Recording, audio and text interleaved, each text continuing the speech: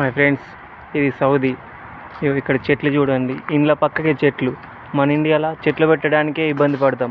ఇగో వేప చెట్టు, మంచి ఆక్సిజన్ ఇచ్చే చెట్లు, మంచి చెట్లు పెంచుకుంటున్నారు ఇండ్లలోనే. ఈ వేప చెట్టు అంటే ఎంత పెద్ద ఏర్లు వస్తాయి, అయినా కానీ కూడా వీళ్ళు చెట్ల మీద మొగ్గు చూపుతుండ్రు. అంటే మన ఇండియాలో ఏంటంటే ఉన్న చెట్లను తీసేసి ఏదో ఆక్సిజన్ లేని చెట్లను పెడుతుండ్రు గవర్నమెంటు. వీళ్ళు చూడు, ఇండ్లల్లో వేప చెట్లు, రాయి చెట్లు, అది దాన్ని ఏమంటారు అంటే ఏమంటారు, రాయి చెట్టు, ఇది రాయి చెట్టు, ఇది వేప చెట్టు, రాయి చెట్టు, ఇది సుబాబ్ చెట్టు. ఇది చూడు ఎంత పెద్ద వృక్షమైందో. ఈ యాప్ చెట్లు, రాయి చెట్లు ఇలాంటివి పెంచుతుండ్రు.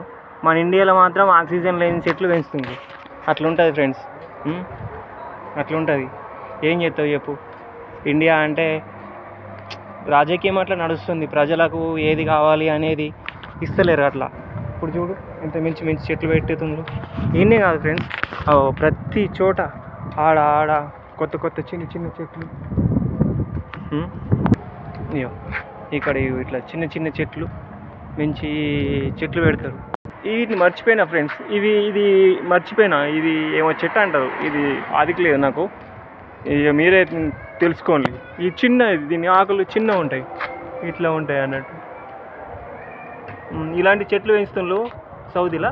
కానీ మన ఇండియాలో మాత్రం అన్ని ఆక్సిజన్ లేని చెట్లు, ఉన్న చెట్లను తీసేసి ప్రకృతిని ఖరాబ్ చేసి గవర్నమెంట్ అట్లా ఉంటుంది.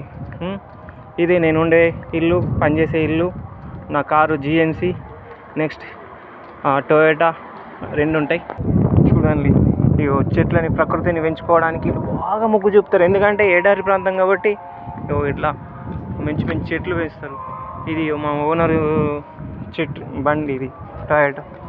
అట్లా చూడు, ప్రకృతిని ఇండ్లల్లో పెంచుకుంటారు. మన వాళ్ళు ఏమో ఇల్లు కూలిపోతే, అది కూలిపోతే అంటారు.